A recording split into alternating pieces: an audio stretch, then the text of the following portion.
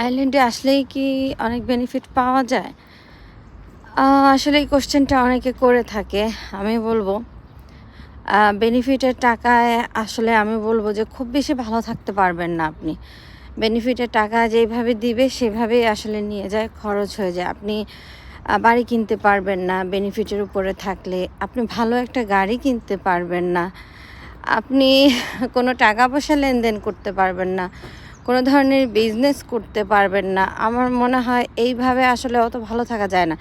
আর আপনি বেনিফিটটা পেতে হলেও ১ বছর আপনাকে কন্টিনিউয়াসলি কাজ করতে হবে। আপনার পে স্লিপ বা আপনার হাউস হ্যাপের জন্য আপনার বাসা ভাড়ার, রেন্টের অনেক ডকুমেন্ট লাগে। তো সব কিছু মিলিয়ে আপনার ১ বছর লাগবে সব কিছু সেট আপ হতে। তবে আমার কাছে মনে হয় যারা কাজ করে তারা সবচেয়ে বেটার থাকে। যারা বেনিফিটে থাকে তাদের চেয়ে। আমার নিজের অভিজ্ঞতা থেকে বলছি।